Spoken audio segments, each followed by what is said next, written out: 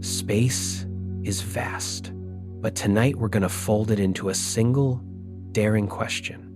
What if our entire universe lives inside a black hole? Picture an event horizon, not as a wall, but as a one-way door. Beyond it, gravity squeezes matter and light so fiercely that our usual rules go wobbly. Some physicists think those extremes could seed new baby universes with their own space, time, and cosmic history, maybe even ours. In this episode, we'll unpack how black holes work, why singularities cause headaches, and how ideas like white holes, loop quantum cosmology, and the holographic principle try to make sense of it all. If this kind of thought experiment stirs your curiosity, you're welcome to like and subscribe, then settle in. We'll begin at the event horizon. The event horizon is the boundary that makes a black hole, an invisible one-way line where escape ends. Beyond it, gravity grows so strong that nothing, not even light, can turn back. Some researchers go further. The core may not only tear matter apart, but also trigger a rebound that opens into a new region of space and time, a baby universe. In that view, crossing the horizon is less an ending than a handoff, which leaves a quiet question on the table. Could our own cosmos be the inside of such a black hole? Before anything meets the center, there is a boundary that matters more than any surface in space. It is called the event horizon. It is not a wall and has no texture. If you were falling toward a very large black hole, you would not feel a bump or see a flash as you pass it. No sudden pressure change, no heat. You would glide through an invisible line. Yet the physics on the two sides of that line are not the same. Outside, paths can still lead away. Inside, all paths aim inward. The event horizon does more than hide what lies within. It blocks information from leaving. Anything that crosses the horizon light, particles, energy, the fine details of what an object was, cannot send a message back out. From the outside, there are no clues about the shape, composition, or history of what fell in.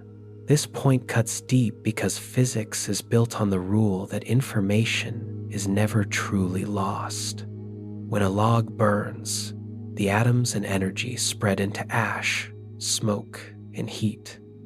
The details change form, but they do not vanish. Black holes seem to challenge that rule.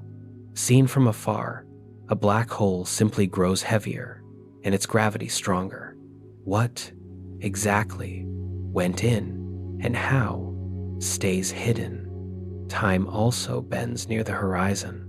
To a distant observer, a falling object appears to slow as it approaches the edge, fading redder and dimmer, almost as if it freezes at the surface. To the traveler who is falling, time feels normal. The crossing takes place, and the journey continues inward. Two views of the same event exist at once. Outside, motion seems to halt. Inside, it does not. This split invites a hard question. If observers outside can never access what happens beyond the horizon, what counts as real for them? Physics predicts the future by using present information. But the moment matter slips past the horizon, that information is removed from the outside world. The universe is then influenced by something it can neither see nor measure. These puzzles led to an idea known as the holographic principle. In simple terms, it says that everything inside a black hole could be encoded on the horizon's surface the way a flat pattern can project a full three-dimensional image. The horizon would then act like a storage surface for information, keeping a record of everything that fell in, not as objects, but as data written on the boundary. This is a bold way to rescue the no information loss rule. It is not yet proven, but it offers a path to make sense of the black hole's strange bookkeeping. No one has photographed an event horizon itself. What we have seen is its shadow. In 2019, the Event Horizon Telescope revealed a bright ring with a dark center in a distant galaxy. The ring is light from hot gas bent by extreme gravity. The dark center is the region where light fails to escape. That outline marks where the horizon must be.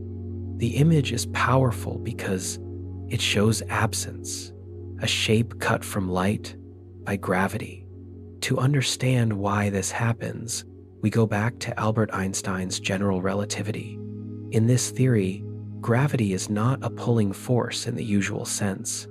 Mass and energy bend the fabric of space and time together, called space-time, and other things move along the curves. Picture space-time as a flexible stage. A small mass makes a small dip. A large mass makes a deep well. The tighter the mass is packed, the steeper the well becomes. On Earth, the bending is mild. It is enough to keep our feet on the ground and to bend starlight by a tiny amount. Our satellites even need clock corrections because time runs a touch faster high above Earth than at the surface. Without those adjustments, GPS maps would drift. A black hole is space-time pushed to an extreme. The well is so steep that all paths at the horizon point inward. From outside, time appears to slow as you approach it. At the horizon, it seems to stop. This is not a trick of the eye. It is how clocks behave in curved space-time. Deeper still, light itself is trapped in a special orbit. At a certain distance, called the photon sphere, light can circle the black hole in a loop. The orbit is thin and unstable. A small nudge sends the light out to infinity or down toward the hole. The photon sphere is a direct sign of how hard space-time is being bent. Once inside the horizon, the rules tighten further. Space and time, which we treat as separate in daily life, trade roles in a precise way. Moving forward in time becomes the same as moving inward. There is no path that leads back out, just as there is no way to make your personal time run backward. The geometry itself forces a single direction toward the center. Einstein's equations allow other odd shapes of space-time near black holes, especially when rotation is involved. A spinning black hole is called a Kerr black hole. It drags space-time around with it, a process known as frame dragging. Near the core of a fast-spinning hole, the twisting can be so strong that the math permits closed time-like curves. A time-like curve is a path that a traveler could follow while always moving slower than light. If the curve closes, the path loops back to where it started. In principle, this could mean returning to an earlier moment. These loops do not need a time machine. They are features that can appear in the geometry itself. Do such loops exist in nature? That is not clear. They may be blocked by deeper laws, by quantum effects, or by the messy, turbulent matter that real black holes swallow. The universe may also be too short-lived or too noisy to let them form in a clean way. Even so, their presence in the math reminds us of how flexible space-time can be under stress. There is another possibility drawn from the same equations: wormholes. A wormhole is a tunnel connecting two regions of space-time through a narrow throat. In principle, a traveler entering one mouth could exit somewhere else, or somewhen else. In practice, wormholes collapse unless something holds the throat open. The something would need properties, unlike normal matter, negative pressure, or other exotic features that have not been observed in bulk. Still, the solutions exist on paper, and they hint that a black hole's deep interior might be more complex than a single point of infinite density. In some rotating or charged models, what looks like a dead end can be replaced by a bridge. Under those conditions, crossing a horizon might be less like falling into a pit and more like sliding onto a hidden roadway.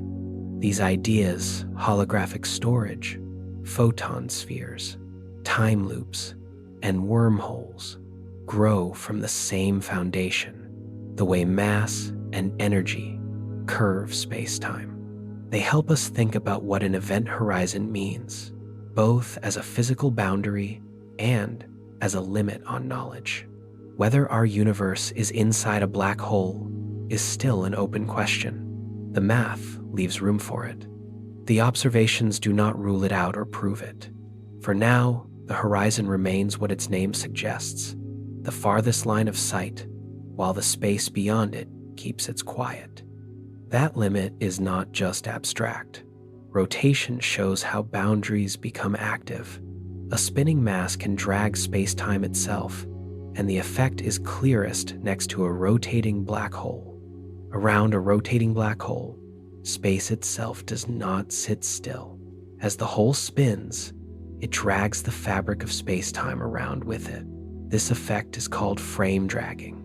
Close to a fast spinner, the dragging is so strong that anything nearby is forced to rotate in the same direction, even if it tries to hover.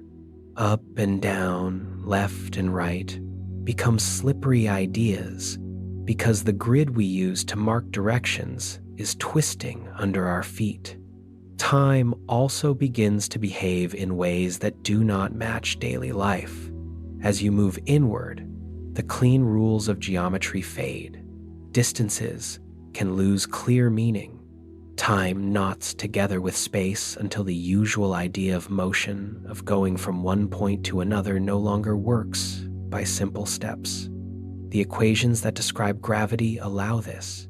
When pushed to their limits, they show a world where geometry is active and changeable, not a quiet stage. Near a black hole, the stage can curl into loops, spirals, and folds. A straight path can bend back toward its start. Time, which outside flows one way, can form cycles in certain extreme setups. The event horizon is the edge of access, not the edge of possibility. Beyond it lies a region where geometry can take forms we do not meet elsewhere. The deep interior may be a place where space folds on itself to make shortcuts, where clocks do not agree on a common pace, and where the basic structure of reality is forced into shapes by immense gravity. In the spinning heart of a Kerr black hole, the math even allows paths that loop into the past. Some solutions include tunnels that join far-off places, or even different moments in time. These are not claims about what we will travel through. They are consequences of the same formulas that explain gravity on Earth and the orbits of planets. All of this stretches what we think gravity can do. It is not only a pull that keeps us grounded. Under extreme conditions, it reshapes the rules that space and time must follow. Even if no person or probe could survive such a journey, the mathematics, sketches, scenes that push our imagination, the photon sphere where light can orbit, the event horizon that blocks escape, the twisting of space-time by rotation, the possibility of closed time-like curves, the hint of wormholes, each emerges from Einstein's field equations when matter is dense and gravity is strong. At the center of this picture sits the idea of a singularity.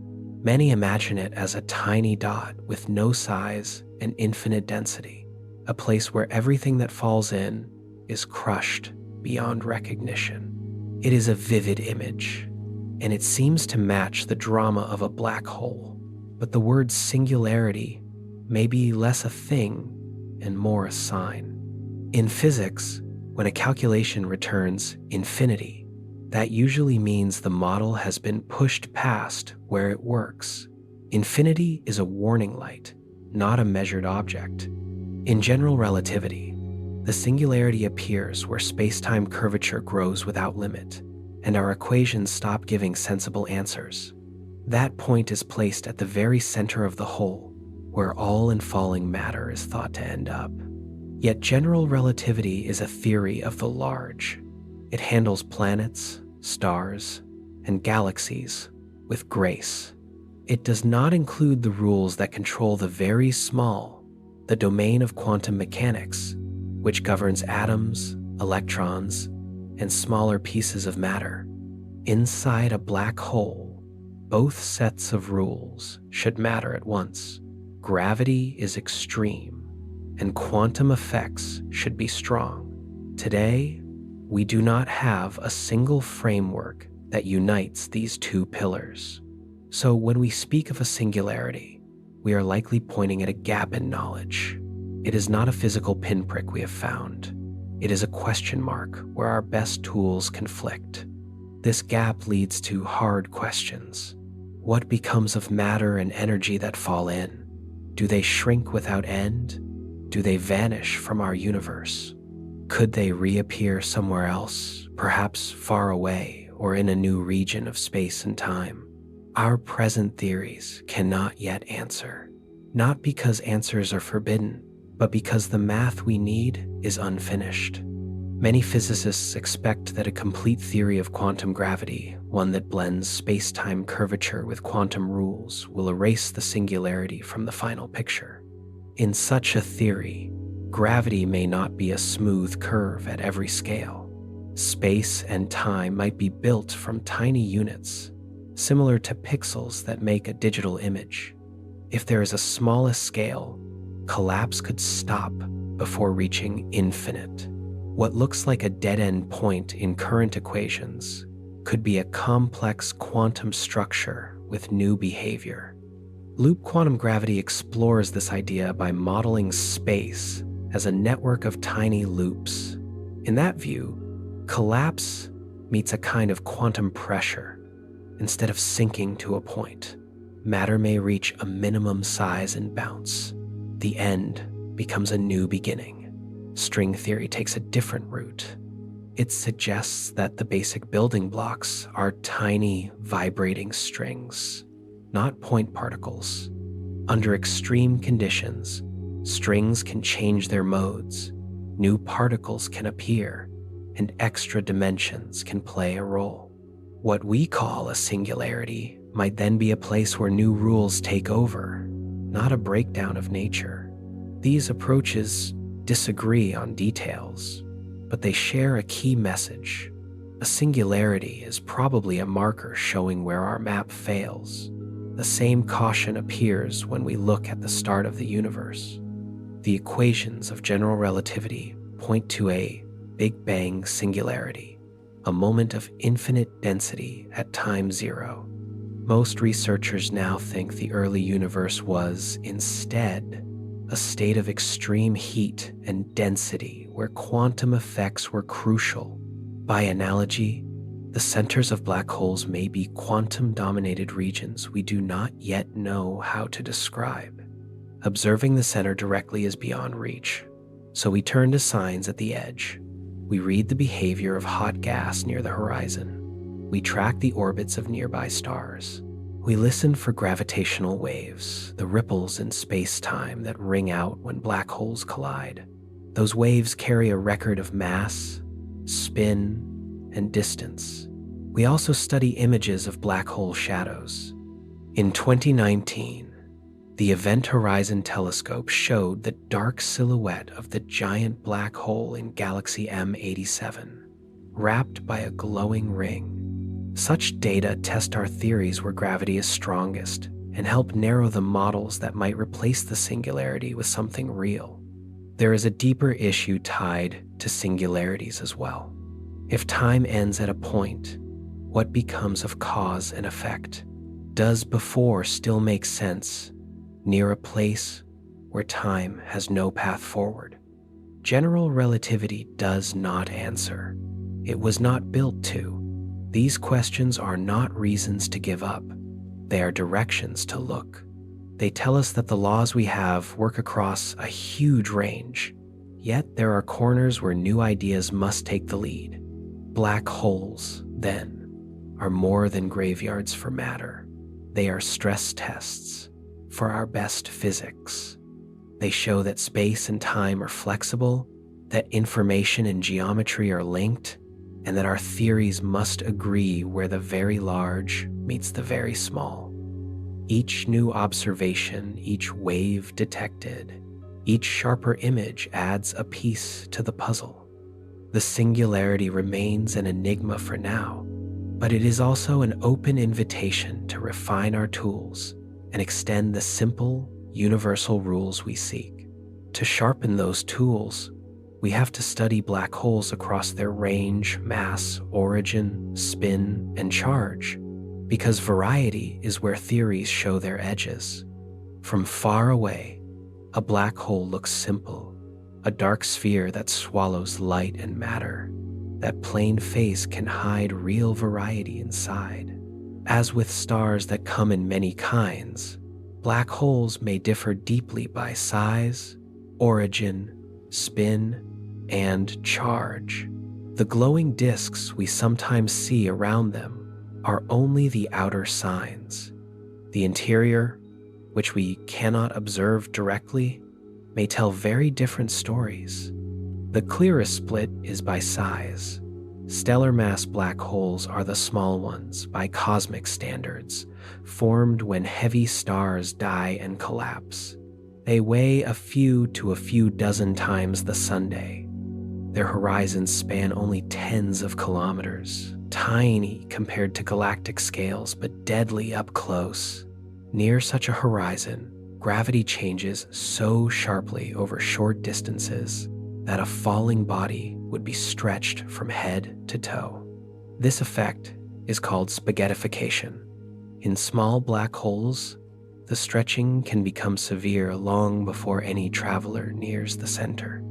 Supermassive black holes live at the cores of galaxies and can be millions or billions of times the sun's mass. Their horizons can be as wide as a solar system. The strange twist is that right at the edge, the pull can feel gentle.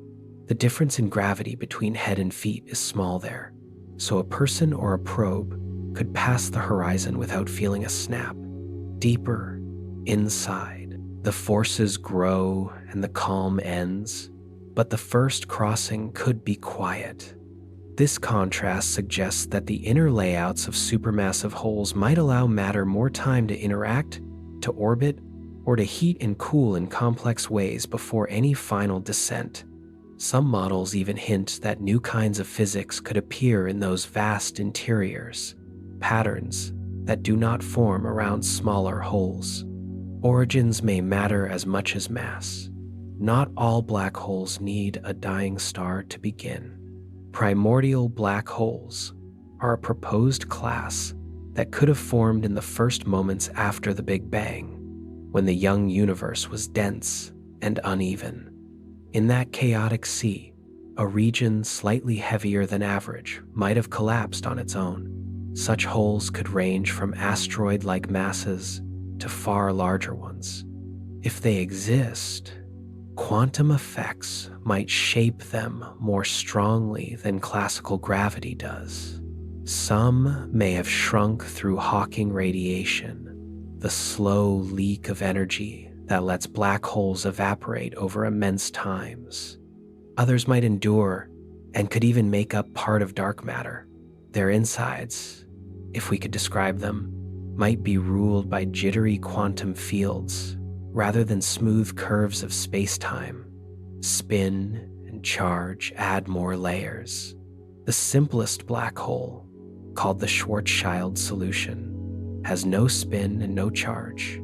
Its idealized interior ends at a central singularity, an edge in our equations where density and space-time curvature blow up. Real black holes, though, almost certainly spin because the stars and gas that feed them carry angular momentum. A rotating hole is described by the Kerr solution. In that math, the singularity is not a point, but a ring. The rotating space-time also drags nearby space around with it, an effect related to frame dragging. Some versions of the equations allow paths that loop in time, or routes that seem to lead elsewhere. but smooth interiors like that are fragile. In realistic situations, small fluctuations in the falling matter may grow into chaos, shredding neat structures and making the inner region turbulent rather than tunnel-like. A charged black hole, called Reissner-Nordstrom, adds another twist.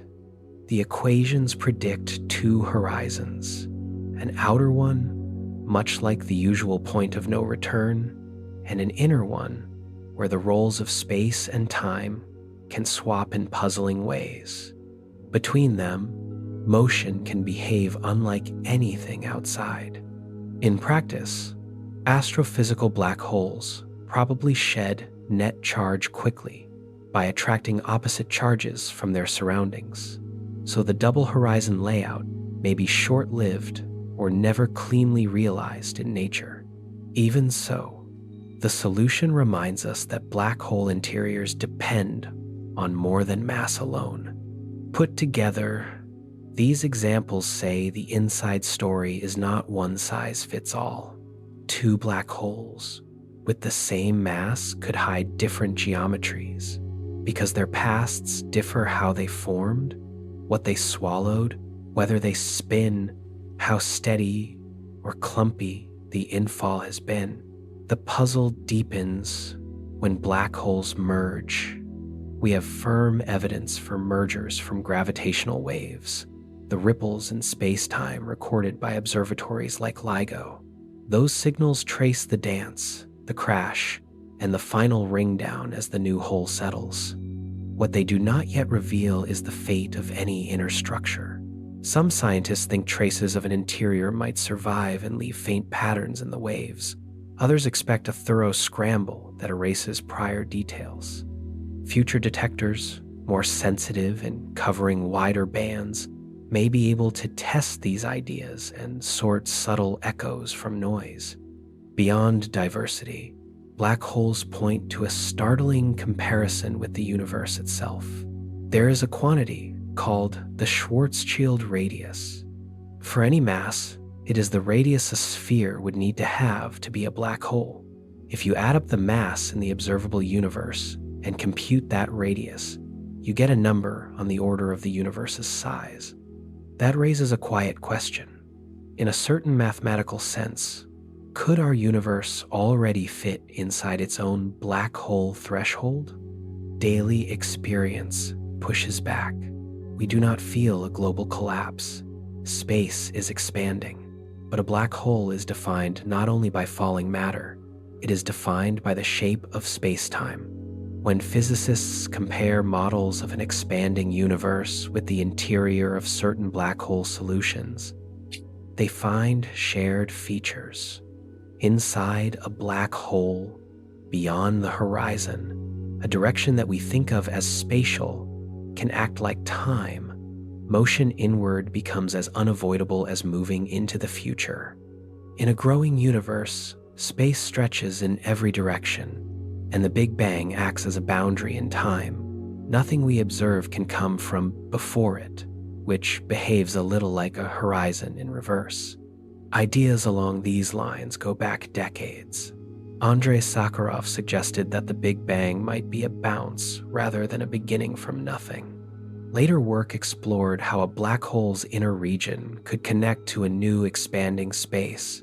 In some solutions to Einstein's equations, collapse feeds a bridge to a fresh region, a baby universe that is hidden from the parent by a horizon. From the outside, the black hole remains small and simple. From the inside, the newborn cosmos grows with its own space and time. Reframing black holes as beginnings instead of endings changes what they mean. If each black hole can seed a new universe, then our own universe might have started inside a black hole that formed in a larger, older cosmos. This picture carries a certain economy. It might help explain why our universe landed on values that let atoms form, stars shine, and life emerge. The balances of energy and pressure that define a black hole could set the initial conditions for the interior universe it spawns. There are cautions. Saying the universe is inside a black hole can mislead if taken too literally. We cannot point to a horizon around the whole cosmos, nor can anyone outside look in. The analogy is about matching the geometry and behavior of space-time, not about watching our universe fall through a surface. Some physicists view the resemblance as a sign of common structure rather than identity. The same deep rules that shape black holes might shape entire universes. Pushing further, Lee Smolin and others have proposed cosmological natural selection. In that view, universes reproduce through black holes.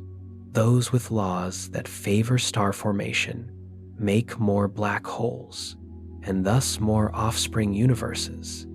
Over many generations, parameters drift toward values that make black holes, and by side effect, make long-lived stars and heavy elements more common. Evidence for these bold ideas is not in hand. We have no direct measurement that shows our universe came from a black hole, and we cannot see beyond our cosmic horizon to check. The case today is theoretical, built from equations and consistency more than from observation. Still, the questions are worth pressing. As we learn more about the early universe, as we test gravity with sharper images of horizons and with clearer gravitational wave records, and as we inch toward a working theory that unites the quantum and the cosmic, we may find that black holes and universes are branches of the same root. In that frame, the voids we feared as endings become engines that carry the rules of space-time forward, passing information and structure into new realms we can only infer from the quiet signals left behind. Those same signals point to the boundaries that ration what can be known horizons that mark where information stops. The question is whether the horizon of our universe behaves like the event horizon of a black hole. No matter how sharp our telescopes become, there is a built-in limit to sight. This limit is not fog or dust. It comes from the speed of light and from the way space expands. The boundary is called the cosmic horizon. Beyond it, space and galaxies continue, but their light has not had enough time to reach us since the beginning of cosmic time. It is not only far, it is forever out of reach, because the expansion keeps stretching the distance faster than light can close it. In this way, the cosmic horizon acts like a quiet border. We know something lies beyond, yet no signal from there can arrive here. A black hole's event horizon is also a border. It marks the place where escape ends. Matter and light can cross inward, but nothing comes back out. To an outside observer, the interior stays hidden no matter how clever the experiment. The similarity with the cosmic horizon is striking. Both boundaries set a hard limit on knowledge. Still, they are not the same thing. A black hole horizon is local. It surrounds a single compact object, and its shape depends on the hole's mass and spin. The cosmic horizon is global. It belongs to the universe as a whole and grows or shrinks with cosmic history. Early on, when the universe was young, the horizon was small because there had been little time for light to travel. As time passed, the horizon expanded and more of the sky came into view. With accelerated expansion, some galaxies we can see today will slip out of sight later. They do not vanish. Their light is stretched so much by the growing space between us that it will never reach us again. There is a deeper tie between these horizons. Each one can be assigned a temperature through quantum physics. A black hole emits Hawking radiation, a faint glow from quantum effects near its event horizon. A universe with steady, accelerated expansion carries a related feature called a de Sitter horizon. It too has a tiny temperature connected to the expansion rate. The number is unimaginably cold, but it is not zero. Even empty space far from stars whispers with this thermal trace. If horizons have temperatures, they also have entropy, a measure of hidden information. This means a horizon is not just a line on a diagram. It is a physical part of how the world stores and processes information. Are we then trapped in a black hole-like situation on a cosmic scale? Not exactly. We are not inside a black hole in the ordinary sense, and there is no outer observer to watch us freeze at a surface. But the parallel teaches us how limits arise. The cosmic horizon is a boundary for experience, a frontier past which events cannot affect us. In that sense, it is a real feature of space and time, not just a flaw in our tools. Like the event horizon, it divides what can be known from what cannot, and it shapes the flow of information available to any observer. Horizons are also personal. A person falling into a black hole does not feel a wall at the horizon. They cross it smoothly. The wall exists only for someone watching from far away. The cosmic version is similar.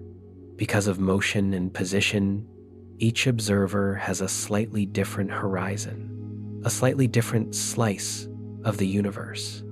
What is real for one observer, what can be measured and influenced, may not be part of reality for another. This idea leads to horizon complementarity. No single observer can hold the whole picture, yet different observers can each have a complete, self-consistent story within their own horizon. Inside a black hole, the infaller and the distant watcher disagree about what happens, and both descriptions can be valid in their own domains. In the cosmos, each of us lives inside a horizon set by our past light cone and by the ongoing expansion. Beyond it are events that, for us, do not occur in any actionable way because they can never send a signal here.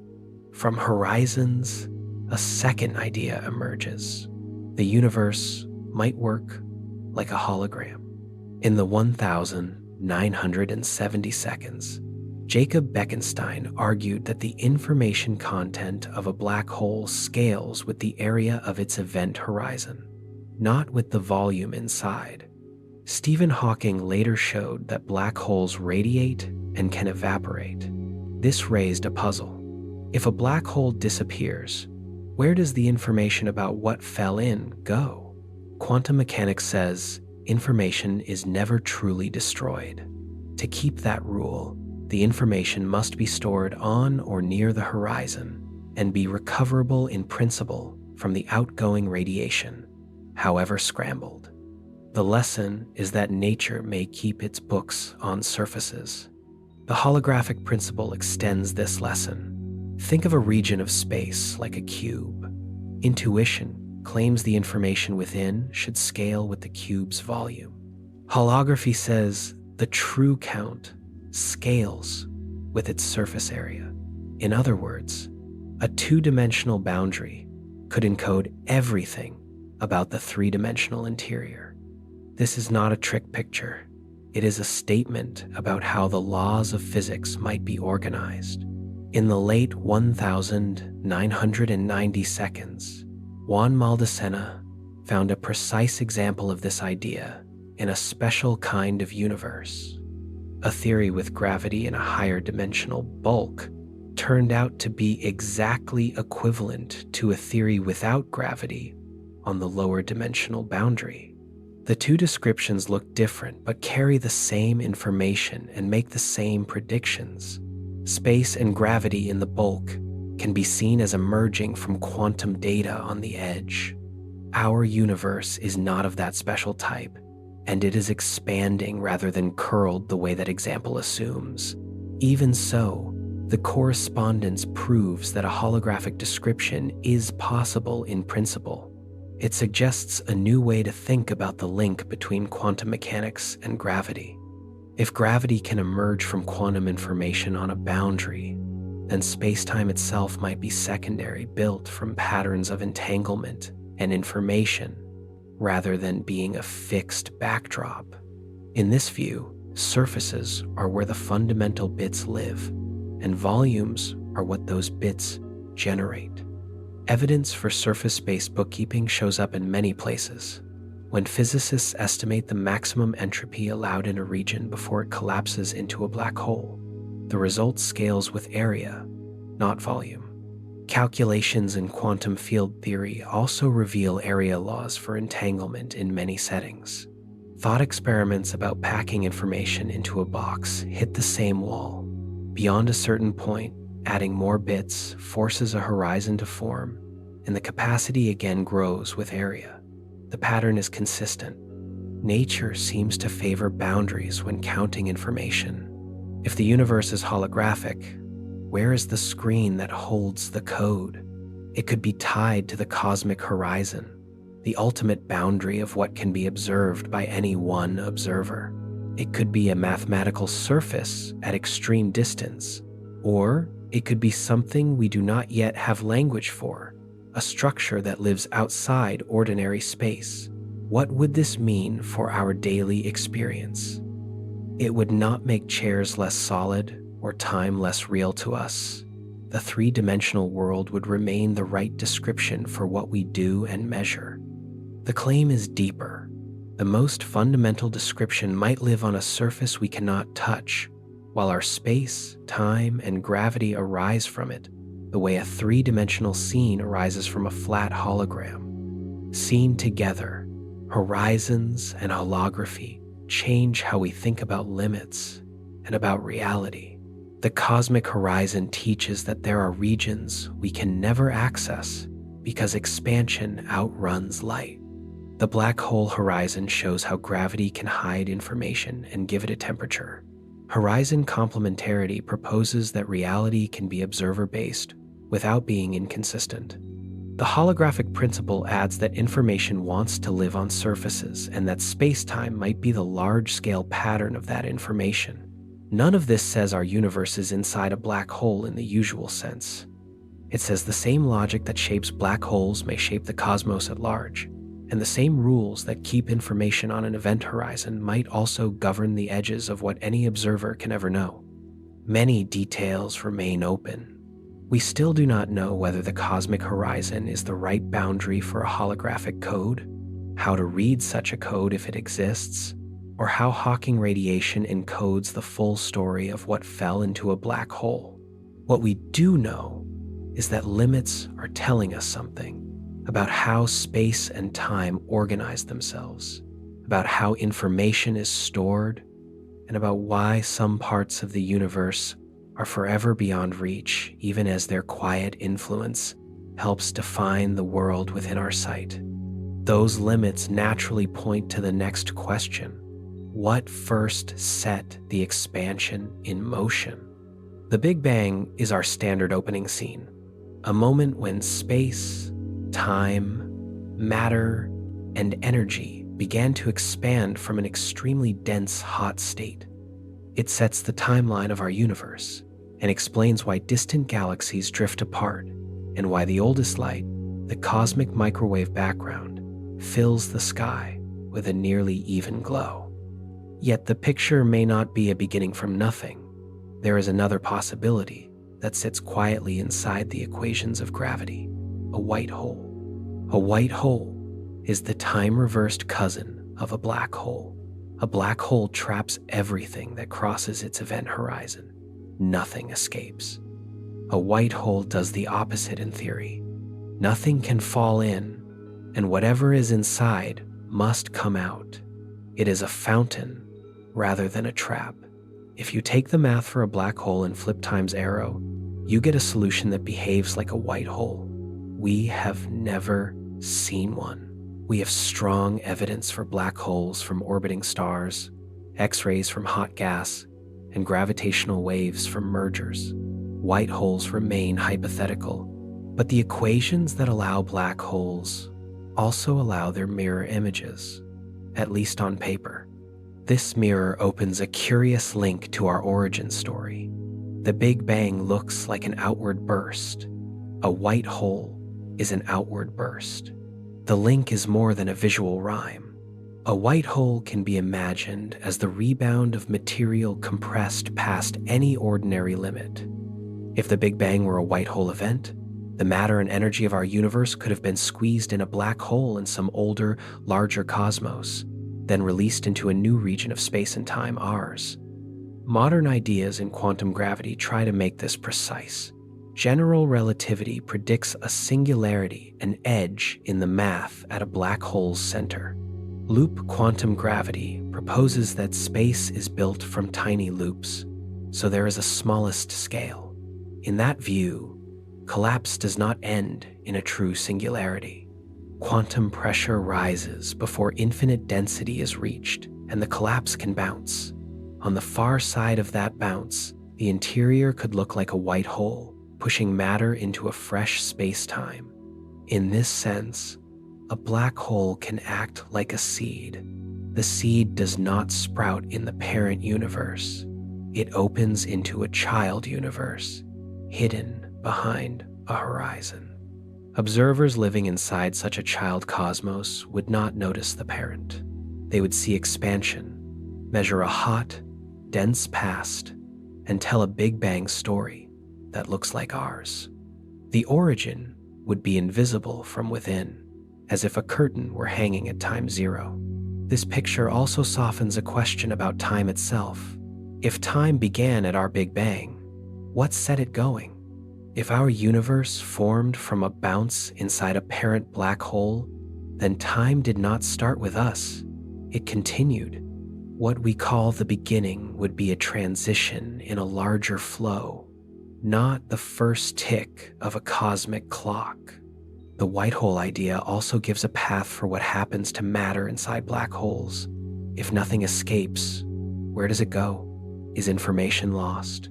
The white hole picture says the story is not an ending but a handoff. Matter and energy are not destroyed. They are repackaged and released into a new arena, preserving the rule that information is never truly erased, only transformed. The cycle would be destruction and creation linked by a bounce. There are serious challenges. We have no direct sighting of a white hole. The conditions to create one may be rare or may never occur in our universe. The laws that govern a transition from a black hole to a new space-time are not settled. Even so, the idea keeps its seat at the table because it connects to puzzles we already face. One is the horizon problem. The cosmic microwave background is almost the same temperature in every direction, even across regions that could not have exchanged light after the Big Bang. Inflation, the theory that space expanded extremely fast very early on, explains this by stretching a once tiny, uniform patch to cosmic size. A white hole origin could also produce uniformity. Matter and radiation, compressed before the bounce could reach thermal balance, then expand into a new universe already smoothed out. The two ideas are not enemies. They are different routes to the same observed calm. Another principle in the background is cosmic censorship. General relativity seems to prefer that singularities stay hidden behind horizons, shielding the rest of the universe from their extremes. Black hole cores are invisible in this way. The Big Bang looks like a visible singularity, the one case we can see through its relic light. A white hole interpretation fits the rule.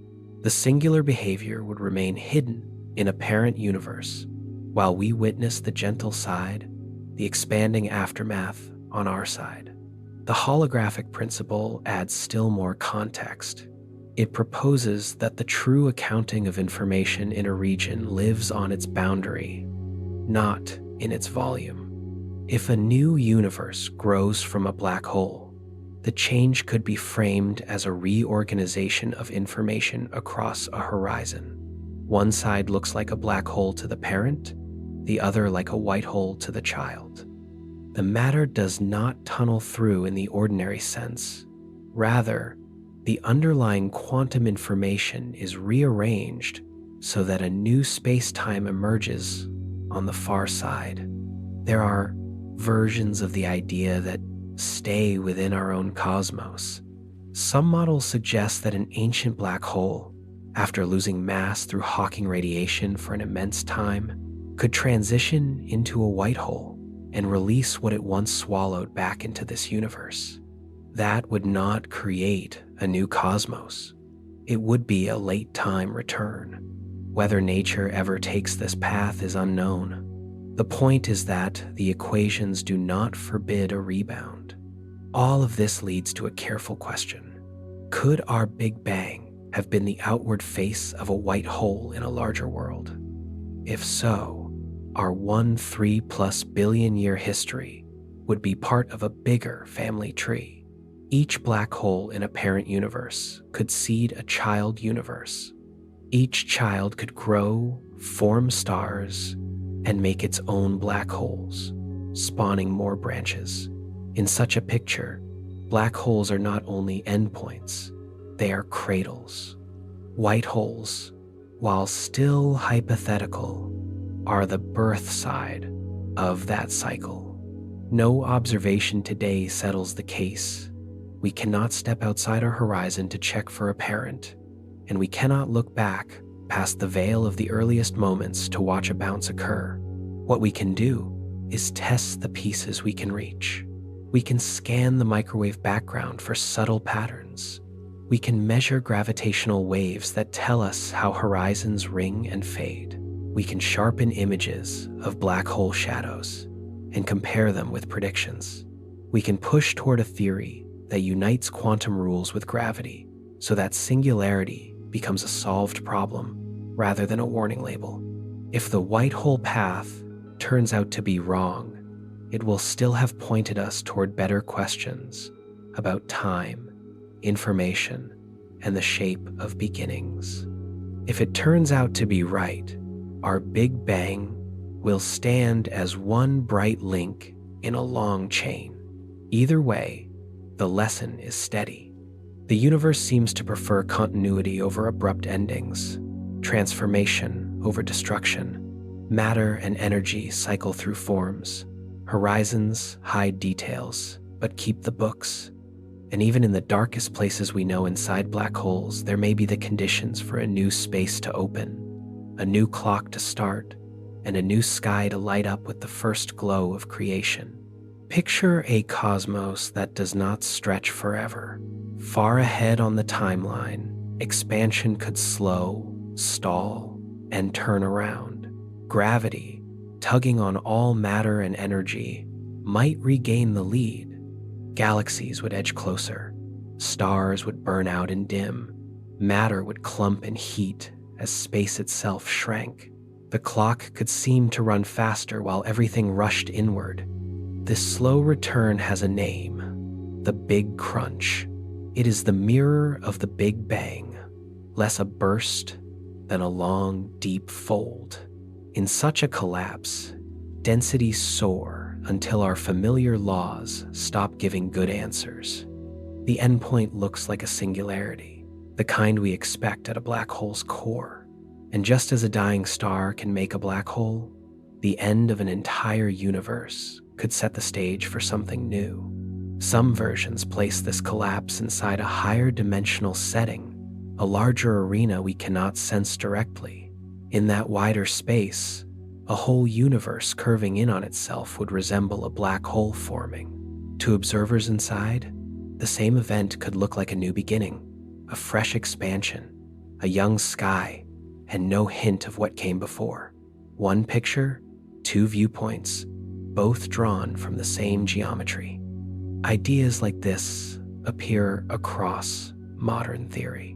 Cosmological natural selection proposes that black holes can seed new universes beyond their horizons. Offspring universes might differ slightly, gravity a bit stronger or weaker, particle masses shifted, a new balance among forces. Over many generations, universes that make more black holes leave more descendants, those that do not fade from the family tree. By this logic, a cosmos rich in long-lived stars and heavy elements would be fertile because those traits help form black holes. What looks like fine-tuning could be the result of a long history of cosmic trial and error. Loop quantum cosmology takes a different route. It replaces singular endings with bounces. As matter compresses, quantum effects grow and set a limit. Collapse stalls, then reverses. The end of one cycle becomes the start of the next. Push the idea farther, and every black hole could be a seed for a separate region of spacetime. From inside each region, it feels like a clean beginning. From a broader view, the picture branches like a growing tree, with universes budding from the deaths of stars and the mergers of horizons. Taken together, these strands sketch a kind of multiverse, many universes, each with its own history, each able to produce more. Where would such growth occur? If a collapsing universe acts like a black hole in higher dimensions, the outside would be that bigger space. What does it mean for one universe to sit inside another? Our math does not yet settle the question. The key point is that the same equations can describe both views, and the change in viewpoint alters what counts as beginning or end. Could we tell whether our world lies inside a black hole? From within, we would never see an edge. A horizon, by design, sits beyond reach. Space would bend so strongly that light and everything else would be drawn inward forever. To us, the universe would look endless in all directions, even if it had a limit we could not touch. In practice, that already matches how the sky behaves. We do not find a wall. We see galaxies grow fainter and redder as they recede, their light stretched until it slips beyond our instruments. Some researchers have asked whether this deep redshift could be a sign of strong curvature tied to a surrounding black hole. The idea is debated, but it shows where clues might hide. Math adds sharper threads. The equations that track our universe's expansion share forms with those that describe the interior of a rotating black hole. In both settings, space is not static, and clocks do not tick at the same rate everywhere. Distances warp. Rates of time change with position. The parallels are close enough that some suspect a shared cause rather than a coincidence. Conditions that birth a black hole in a larger world might set the shape and growth of a cosmos like ours. Geometry on the largest scales could offer another hint. If the universe is closed, curving back on itself like the surface of a sphere, then it is finite, without edges. A finite interior wrapped in higher dimensional space would fit the way a black hole's inside is bounded yet looks unbounded to those within. You could travel forever and never hit a wall, while an outside view would see a contained volume. Information and entropy point the same way. For black holes, the maximum information scales with the area of the horizon, not the volume inside. This is the seed of the holographic idea. Nature may keep its records on surfaces. If our universe follows a similar rule, reality could be holographic at large scales too. Everything we can observe would be encoded on a distant boundary we cannot reach, setting a strict information budget for our entire visible world. The oldest light in the sky, the cosmic microwave background, could hold fingerprints of such an origin. This afterglow is smooth but not perfect. Its tiny variations and slight alignments have sparked long debates. If our cosmos grew from a violent, perhaps rotating collapse in a parent system, the turbulence and spin might leave subtle imprints in that ancient light.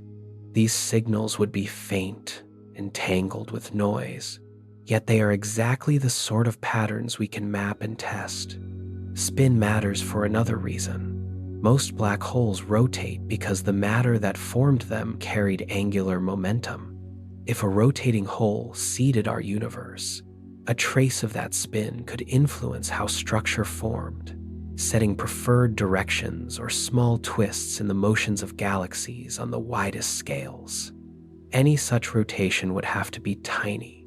Surveys so far do not show a clear global spin. Still, improved data keep the door open to more sensitive checks. Dark energy is a further puzzle wrapped into this frame. We use that name for the cause of the accelerated expansion we observe. In a black hole-like interior, some of that push might come from geometry itself rather than a new substance. The acceleration could be a built-in feature of the curved region we inhabit. This is a working picture, not a finished model, but it shows how ideas about horizons and interiors can recast old questions. Even the finest grain of space-time could weigh in. If space and time are not perfectly smooth but built from tiny units, then any region has a hard cap on how much information it can hold. Black holes already teach that lesson. If quantum gravity confirms a universal limit of this kind, it would support the view that our universe has boundaries in the informational sense, the way a black hole does. Ultra-high energy cosmic rays might also whisper about hidden structure. If the highest energy particles behave oddly or cut off in unexpected ways, extra dimensions or boundary effects could be involved, hinting that our visible world sits inside a larger shape. No single experiment can settle the question soon. We cannot travel to an outside and look back. What we can do is compare patterns, how light stretches with distance, how structures align across the sky, how the background glows, how horizons ring when black holes merge and settle. If those patterns match the signatures expected for an interior shaped by black hole physics, our picture of reality will change. Space, time, and the meaning of beginning would be redrawn with new lines that still respect what our instruments see. In this view, the universe is both familiar and strange. It looks limitless from within, yet it could be held by an unseen boundary. Galaxies drift apart as space flows, yet information follows surface rules. Dark energy becomes a sign of curvature rather than a separate force. Time itself may run with a bias set by the larger geometry that holds us, felt only in the widest averages and the oldest light. And even in the darkest places we know inside black holes, there may be the conditions for a new space to open, a new clock to start, and a new sky to light up with the first glow of creation. Physicists have spent recent decades asking a careful question. What happens to information when a black hole fades away through evaporation? The issue is not just the appetite of the hole. It is the slow leak of energy called Hawking radiation, drop by drop, and whether the fine details of what fell in are gone forever. To probe this, researchers use ideas from quantum information and quantum entanglement. Entanglement is a link between particles that makes their properties line up even when they are far apart. Measure one, and you learn something about the other, as if a hidden thread ties them together. Out of this work came the Page curve, named for Don Page. Imagine a graph that tracks how much information seems locked inside a black hole as it radiates. Early on, the curve falls the wrong way. The outgoing radiation looks random, so it appears that information is sinking out of reach. Then, after enough time has passed, the curve bends upward. Patterns begin to show up in the radiation. Bit by bit, the information that looked lost starts to come back out, scrambled but not destroyed. By the end of evaporation, the curve says the book is balanced. The universe keeps memory. Nothing is erased. It is only delayed and mixed. That picture makes a black hole look like an extreme quantum device. It accepts data, hides it behind the horizon, stirs it with unbelievable complexity, and later releases it in a code we barely know how to read. To test this idea, theorists build simplified toy models that capture the key pieces without the full mess of the real world. Some of these models reproduce the page curve. Others show how the entanglement between the hole and its radiation could carry information outward in a lawful way. These results do not settle the case, but they give confidence that the broad story may be right. Not everyone agrees on the path. A sharp alternative is the firewall. In standard general relativity, the equivalence principle says that a freely falling observer feels no gravity. Cross the horizon of a huge black hole and, in that view, nothing special happens at first. The drama lies far inside, near the singularity. A firewall overturns that story. It says, the horizon is a sheet of intense energy. Touch it, and you burn at once. Calm crossing is replaced by instant destruction. Why would anyone accept such a harsh fix? Quantum mechanics carries a rule called monogamy of entanglement. In plain words, a single quantum system cannot be perfectly entangled with two different partners at the same time. For Hawking radiation to carry information away, new radiation leaving the hole must be entangled with radiation that left earlier.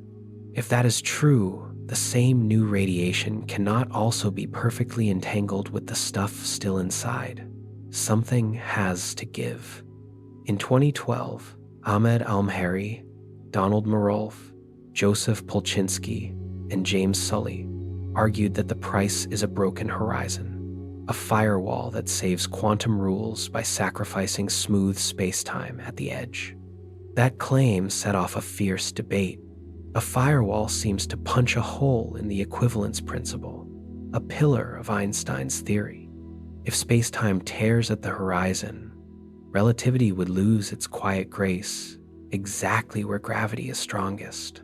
Many physicists see this as too high a cost and search for gentler answers. Perhaps information escapes in a more subtle way we have not yet mapped. Perhaps our usual view of entanglement bends when gravity is included.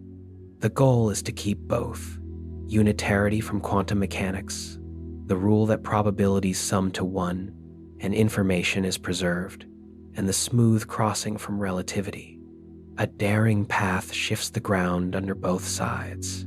It says space-time is not fundamental. Instead, geometry emerges from patterns of entanglement. In that case, the firewall paradox might rest on a wrong starting point. The inside and outside of a black hole could be connected more deeply than we guessed. The slogan ER equals EPR captures one way this might work. ER refers to Einstein-Rosen bridges, or wormholes. EPR refers to quantum entanglement, as discussed by Einstein, Podolsky, and Rosen. ER equals EPR suggests that entangled systems are joined by tiny, non-traversable wormholes. No traveler passes through, but the connection is real in the math. Through these hidden links, the interior can remain tied to the radiation. Information would not need a firewall to escape. It would ride out on lawful correlations already woven into space-time. If something like ER equals EPR is right, the horizon stays smooth. The page curve is respected. Quantum rules and relativity share the win, though in a way that asks us to trade old pictures for new ones. The whole does not break the laws. It reveals where those laws come from and how they fit together. This choice between firewalls and wormhole-like links is more than a technical argument. It cuts to the meaning of continuity in nature. Does reality break at sharp edges, or does it hold together through hidden structure? Do we need to replace parts of general relativity, or can we rebuild space-time from quantum information so that the old principles emerge as excellent approximations? Black holes push the questions to their limits because they combine extreme curvature with quantum effects in one place. No single calculation will close the book tomorrow. Yet progress is steady. Toy models now recover the page curve using techniques from quantum information theory. New gravitational wave events let us test how horizons ring and settle. Ever sharper images of black hole shadows probe the geometry just outside the edge. Each result narrows the space of possible answers and points to the next calculation to try. However the paradox resolves, the lesson is the same. Black holes are not blank endings. They are working laboratories. They show that space and time are flexible, that information and geometry are connected, and that the largest and smallest scales must be told in one story. Whether horizons are perfectly soft or hide new microstructure, whether information leaves as fine-grained radiation patterns or through deeper links in space-time, the hunt refines our tools and our sense of what counts as an explanation. The quiet glow of evaporation, the tangled web of entanglement, and the calm or violent behavior at the edge all serve one purpose: to bring quantum mechanics and gravity into a single, clear frame. Black holes are among the strangest objects in the sky. They are so dense that once light gets too close, it cannot escape. The boundary that marks this point of no return is the event horizon. Anything that crosses it, light, matter, energy, does not come back out. Yet black holes are not silent or eternal. At their edges, there is a faint leak, a thin glow called Hawking radiation. It was proposed in the 1,970 seconds and says that even a perfect darkness can whisper. The idea begins with empty space, which is not truly empty. Quantum rules allow tiny pairs of particles to flicker into being for a moment and then cancel out. These are virtual particles. Near a horizon, one partner can fall inward while the other escapes. The escapee becomes a real particle. To pay for that particle, the black hole gives up a sliver of its own energy. Each escape shrinks the whole by an almost unthinkable amount. The process is slow beyond everyday sense. A black hole with the mass of a star would take far longer than the age of the universe to fade away. To us, it looks permanent. Given enough cosmic time, though, the leak wins, and the whole ends in a final, tiny burst. When Hawking introduced this radiation, he treated it like heat from a fire, featureless and random. That led straight into the information paradox. Physics says information is never truly destroyed. It can be scrambled or hidden, but not erased. If the outgoing glow is pure noise, then the details of what fell in down to the finest arrangement of particles would be lost. Over time, the view shifted. Many researchers now suspect the radiation is not completely random. It may carry subtle patterns, a code that, in principle, records what went in. If so, black holes work less like shredders and more like extreme mixers. They take a clean message, stir it beyond recognition, and release it in a form that looks simple until you measure it with painful precision. Detecting Hawking radiation directly is close to impossible with today's tools. The glow is much fainter than the background of the universe. So, physicists also listen in another way, by watching how space-time itself vibrates when black holes collide. When two holes spiral together, they send ripples through space-time, called gravitational waves. These waves do not scatter off dust or gas. They carry a clean record of the motion that made them. The story of a merger has three broad phases that flow into one another. First comes a long, tightening spiral as the pairs circle and draw closer. Then comes the brief crash when the horizons meet and fuse. Finally, the new, larger black hole rings as it settles. That ringing phase is called the ring down. Think of tapping a bell and hearing a tone that fades. A black hole has its own set of natural tones, quasi-normal modes. Their exact mix depends on the hole's mass and spin. By measuring them, we can read basic properties from a source many billions of light years away. We have already heard several such events. Observatories like LIGO and Virgo have recorded short stretches of data that reveal the masses and spins of merging holes with surprising accuracy. As instruments improve, the goal is to resolve finer structure. Small shifts in the ring down could hint at new physics, tiny departures from the standard picture, subtle echoes, or narrow features that are hard to see now. In those details may lie clues not only to the shape outside a horizon, but also to the rules that control the edge itself. This raises a puzzle. If no signal comes out from inside the event horizon, how could ring down tell us anything about an interior? One answer is that the inside may be written on the outside.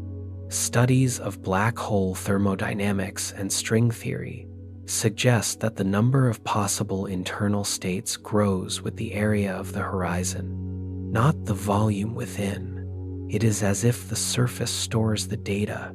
In that case, everything that has ever fallen in would leave a record on the boundary. The way the hole radiates, rings, and tugs on nearby matter could all be shaped by that hidden bookkeeping. Decoding those patterns is like reading raised letters. By touch, you never see the page, but the surface carries the message. For years, black holes were said to have no hair. The phrase means that a stationary black hole is fully described by just three numbers: mass, spin, and electric charge. Two holes with the same three values are indistinguishable, no matter how they formed. Recent ideas challenge this strict view. The surface might have soft hair, very delicate features tied to the hole's history. These would not be obvious. They would appear as tiny shifts in radiation, as barely there twists in the ring-down tones, or as slight imprints in how a hole responds to what orbits near it. If such hair exists, black holes are not forgetful. They are careful archivists with an odd filing system. The prospect of reading these archives depends on better measurements and better theory. On the measurement side, future gravitational wave detectors will be more sensitive and cover wider bands. Longer observations will catch in spirals earlier and track more cycles, sharpening our estimates of mass and spin and revealing weaker modes in the ring down.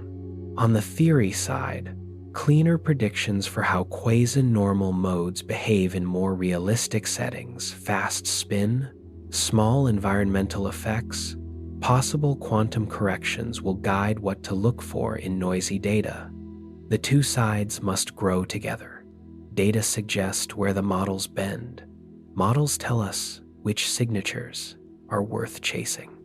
Hawking radiation remains a crucial part of the picture, even if we cannot measure it directly.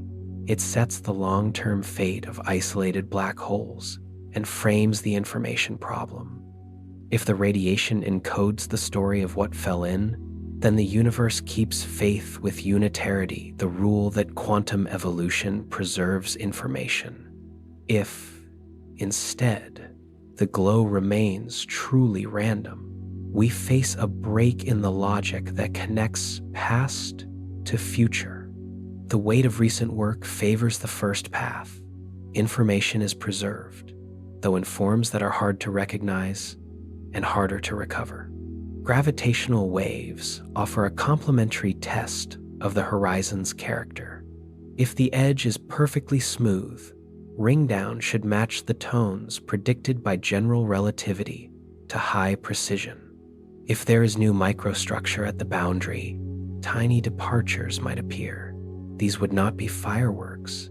They would be slight delays or faint echoes, near undetectable extra notes in the dying tone. Distinguishing such signals from instrument noise and from ordinary astrophysical clutter is a hard task. It demands many events, careful statistics, and agreement across different detectors. All of this circles back to a simple point. Black holes are not blank. They leak energy, they ring with specific tones, and they may carry a record of their past on their surfaces. Each of these facts turns a black hole into a kind of instrument. The Hawking glow, though dim, tells us about quantum fields in curved spacetime. The waveforms from mergers tell us about strong gravity in motion. The possibility of hair hints that information and geometry are bound together more tightly than we once thought. Step by step, these tools change how we study the darkest places. Instead of looking for light, we listen for shape. Instead of expecting pure silence, we expect structure. With more sensitive ears and cleaner theory, the notes we hear from ringing horizons will do more than confirm equations. They will test the link between quantum information and space-time. The path is long, but the method is clear. Follow the faint glow, trace the ripples, and let the data decide how black holes keep their stories. Since 2015, gravitational wave observatories have recorded dozens of black hole mergers. These signals confirm that black holes are common and that their behavior largely fits general relativity. Even so, we are still early. The signals are short and often noisy. The ringdown, the part that best probes the edge of the horizon, lasts a fraction of a second, and by the time the waves reach Earth, they are faint after crossing millions or billions of light years. Detector technology is climbing fast. The current ground-based instruments, LIGO and Virgo, are the first step. The planned Einstein telescope aims to reach far greater sensitivity. In space, the LISA mission will fly 3 satellites in a triangle, separated by millions of kilometers, listening for low-pitch waves from supermassive black holes and galactic cores. Those signals can last hours or days, giving time to resolve fine structure in the ringdown and to compare what we measure against different theories. In such detail, new physics might show up. Quantum effects, usually buried on tiny scales, could leave small shifts in the tones a black hole plays as it settles. Alternative gravity models might predict slightly different mode patterns. If so, gravitational waves become not only a way to observe the sky, but also a way to test the foundations of physics. Some bold ideas even question whether real black holes have perfect event horizons. Just outside the edge, there could be extra structure, a fuzzball of tangled strings in one proposal, or another kind of exotic matter. In those cases, the ringdown may not fade smoothly.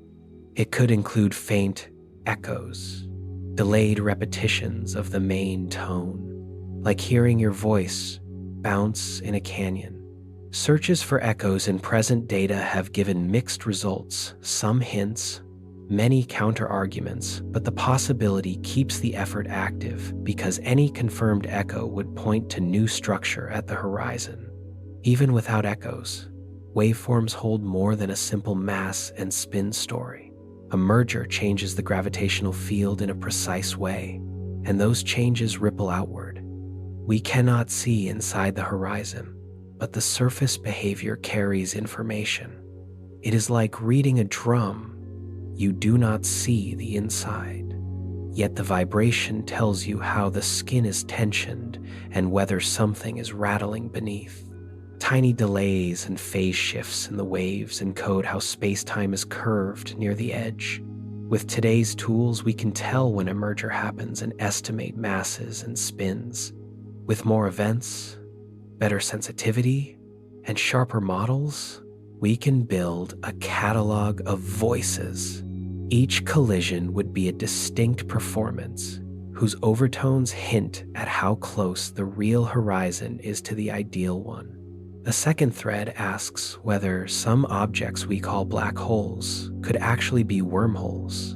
A wormhole is a shortcut through space-time. The picture is simple.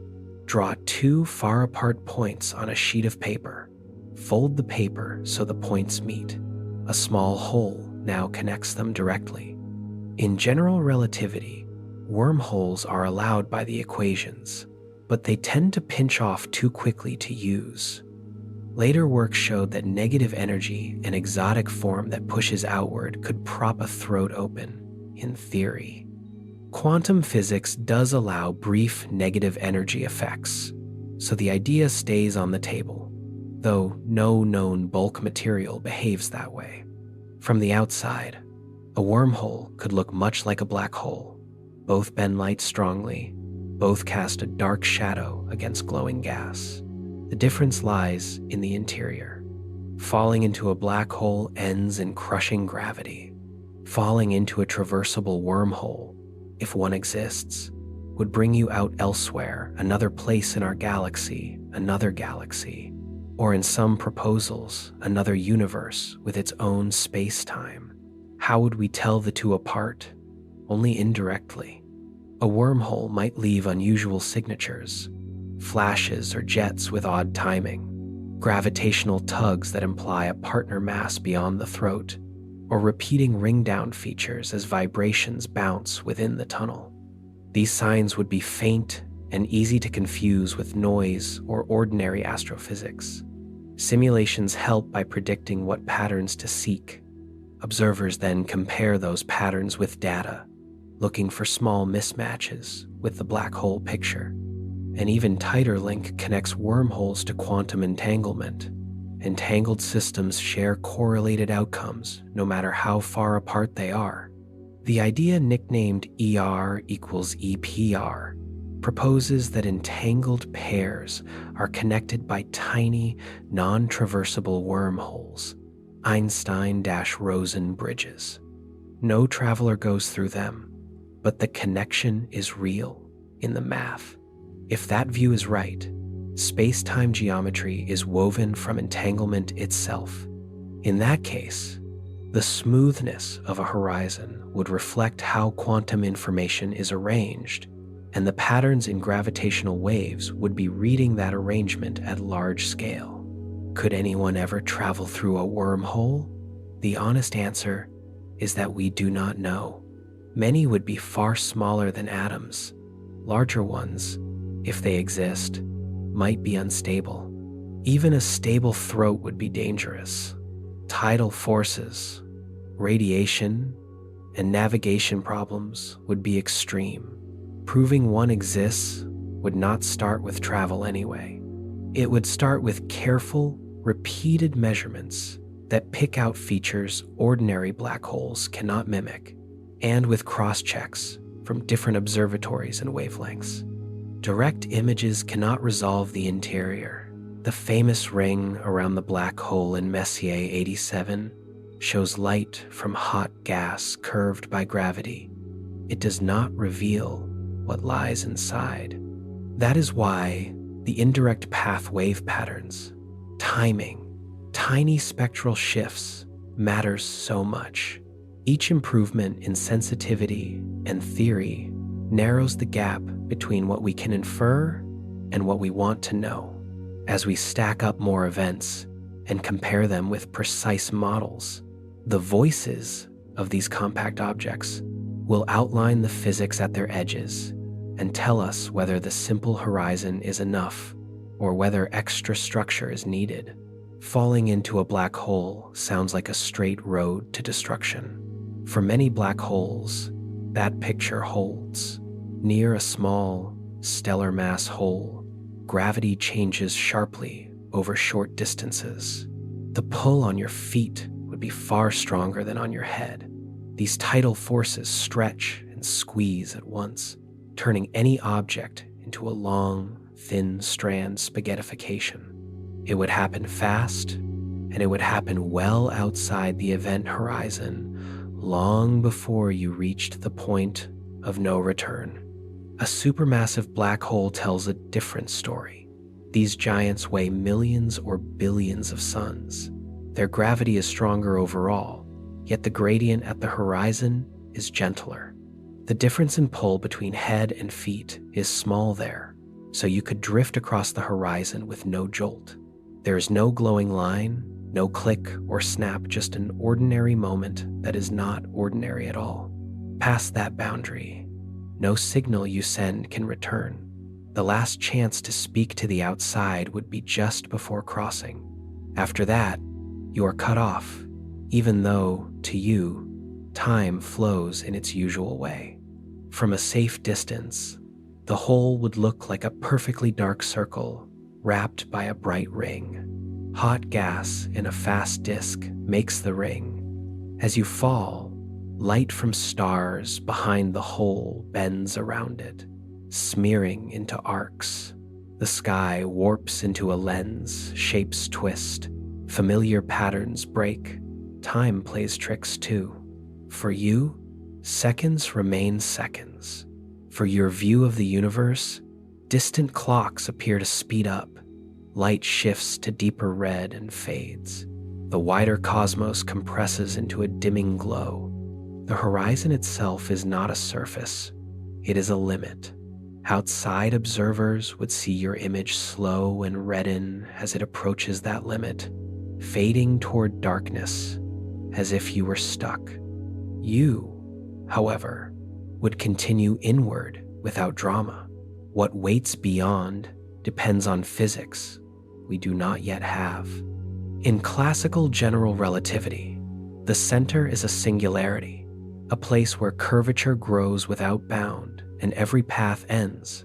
Inside the horizon, moving inward is as unavoidable as moving into the future. Some ideas from quantum theory soften that end. Instead of a perfect point, the core could be spread out by quantum effects. In that case, the journey might be longer and stranger. Distances might lose clear meaning. Direction might not behave the way it does outside. You could drift through curved pockets of space-time before meeting whatever final state nature allows. The result may still be destruction, but the path there could be complex rather than instantaneous. The flow of time near a horizon also opens a curious possibility. Because clocks run so slowly deep in a gravity well, a falling observer might watch the outside universe rush ahead. In minutes of personal time, the sky could play a fast movie of galaxies drifting apart, stars aging, and light stretching to invisibility. It would not change your fate, but it would change what you could witness on the way. Then the story takes an even more unusual turn: negative energy. In quantum field theory, the vacuum is not empty, it flickers. Under special conditions, those flickers can produce regions where the measured energy is lower than normal, effectively negative. Negative energy does not act like ordinary matter. It pushes where normal gravity pulls. In theory, a field of negative energy could soften tidal forces, like a cushion around a traveler. Wrapped in such a field, the brutal stretching could be reduced for a time, and the local pull might be eased. Physicists call any substance or field with these properties exotic matter. It does not mean mysterious goo. It means a state with negative energy density or negative pressure relative to the vacuum. A real, measured example on tiny scales is the Casimir effect. Place two very thin metal plates extremely close together in a vacuum. Quantum fluctuations are restricted between them, lowering the energy there compared with the outside. The plates feel a small force that pushes them together. Mathematically, the gap behaves as if it holds a bit of negative energy. It is not a shield you can step behind. It is a delicate effect that shows up only under careful lab conditions. but it proves the vacuum can be stranger than simple emptiness. Could negative energy ever help a person or a probe near a black hole? With what we know today, no. We do not know how to create or maintain large, steady regions of negative energy. The Casimir effect works over microscopic distances and flickers with changes in setup. Scaling that to kilometers and keeping it stable would require control far beyond current technology. Even if you could produce enough, many calculations suggest quantum fluctuations would destabilize any shield, collapsing it before it could help. Because a direct shield seems out of reach, some proposals use negative energy to reshape space instead of fighting gravity head-on. That is the logic behind ideas like traversable wormholes and warp drives. Bend the road so the hazard is no longer on your path. In general relativity, though, stable versions of those structures also demand sustained negative energy in large amounts. And once again, quantum effects likely shut the door quickly by making the geometry unstable. Nature seems to build in safeguards against easy shortcuts. There may still be small roles for negative energy in nature. Short-lived pockets could appear near violent places close to horizons, in intense particle showers, or in other extreme environments. If they do, they might tweak processes for an instant. Tiny nudges to the horizon's behavior, minute contributions to Hawking radiation, small shifts that vanish as quickly as they form. Such blips would be hard to see, but they keep the topic alive as a target for careful theory and creative experiments. Put together, the picture of a fall into a black hole is layered. Small holes tear and crush fast. Supermassive holes can allow a quiet crossing followed by a drawn-out inward drift. The outside sky warps and reddens. Your own clock remains steady. Classical physics points to a singular end. Quantum ideas hint at a more structured core. Negative energy exists in principle and in tiny laboratory effects, yet cannot be harnessed to save a traveler or open easy tunnels with anything like today's tools. The edge of what we know sits just past the horizon, and the path forward is to keep pairing precise thought with precise measurement as we map how space and time behave where they are most severely tested. Picture a civilization far beyond us, with tools that can shape quantum fields as easily as we tune radios. In theory, such beings might capture and control negative energy. With that mastery, they could wrap a ship in a protective field that cancels the worst tidal forces near a horizon. An explorer might slip across the edge of a supermassive black hole as calmly as a diver enters the sea, not torn into threads but carried inward under careful guidance. Inside, negative energy could be more than a shield. It could be a steering fin. In a region where space-time twists into strange shapes, a controlled field might make tiny course corrections, nudging a path toward a long-lived pocket, toward the throat of a wormhole, or toward an exit that opens somewhere else. In that picture, a fall would not mean permanent trap. It would be a route. This remains thought, not engineering. No one has built a generator for sustained negative energy or an exotic matter shell. Nature may even forbid such fields at usable scales. Deep consistency rules could block the very tricks that would cause paradoxes. Still, posing the question has value. It forces us to test the edges of gravity in quantum theory and to ask what the vacuum itself can do. A few delicate lab effects, like the Casimir setup with metal plates, hint that empty space can carry negative energy in tiny, flickering amounts. That whisper keeps the topic alive, while the machinery to scale it lies far beyond our reach. A second path to the interior story comes from string theory.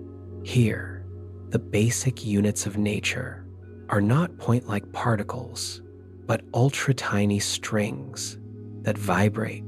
Different patterns of vibration appear as the particles we know: photons, electrons, quarks. The image is simple. Change the note, change the particle. Strings also invite extra hidden dimensions that curl up too small to see, and higher dimensional cousins called brains, membrane-like objects that can carry fields and, in some versions, host entire universes. This view reshapes what inside a black hole could mean. In ordinary relativity, everything collapses to a singularity, a point where density and curvature blow up and the math fails. In one string-based picture, the fuzzball proposal, there is no smooth interior and no point-like core. The mass is stored in a tangle of strings and brains packed near the would-be horizon. Space does not continue inward the way classical geometry suggests. Cross the surface and you hit the tangle's edge. The whole is a dense, complicated knot of microstates, rather than an empty well. The object remains deadly because gravity is extreme, yet the classical singularity is replaced by a many-string structure. Strings add another strong idea: holography. Calculations show that the number of possible black hole states scales with the area of the horizon, not its volume. That suggests the surface can encode the interior. The ADS CFT correspondence makes this sharp in special spacetimes. A full gravity theory in a higher dimensional bulk can be exactly equivalent to a quantum field theory without gravity on a lower dimensional boundary. Two different languages, one underlying story. Push this further, and even space-time might emerge from patterns of quantum entanglement, the deep correlations that tie systems together. In such a world, geometry is built from information. A black hole's inside would be a structure of connections, and a singularity would mark the breakdown of a coarse description rather than a literal end of space. Strings could also offer a fresh angle on Hawking radiation. Instead of particles popping from the vacuum near the horizon, string vibrations might leak energy outward in specific ways, giving a microscopic account of the glow. None of this is proven. The math is powerful but hard to test. The scale's impossibly small. Yet the framework provides a consistent picture in which information is stored and the worst infinities are avoided by replacing the point-like idea with extended, vibrating objects. A different route tries to quantize gravity without strings. Loop quantum gravity proposes that space is not smooth, but woven from tiny loops. Think of cloth. From far away, it looks continuous, but under magnification, it is threads. In LQG, areas and volumes come in discrete units. There is a smallest scale, no infinite subdivision. When collapse drives matter inward, the weave resists being squeezed past that limit. The threads of space push back, like a spring that stiffens as it is compressed. That pushback changes the endgame. Instead of a singularity, the core reaches a maximum density, then rebounds. The collapse becomes a bounce. Inside the horizon, space-time can expand again into a new region cut off from the outside. In some models, the expansion takes the form of a baby universe. The mechanism does not need exotic matter. It follows from quantizing geometry itself, where pure relativity predicts a dead end. Loops open a channel. The contrast with fuzzballs is sharp. In the fuzzball view from string theory, there is no classical interior and no smooth path through the horizon. All microstructure sits near the surface. In the loop view, There is an interior with a quantum-supported core, and the story continues past the point where classical equations fail.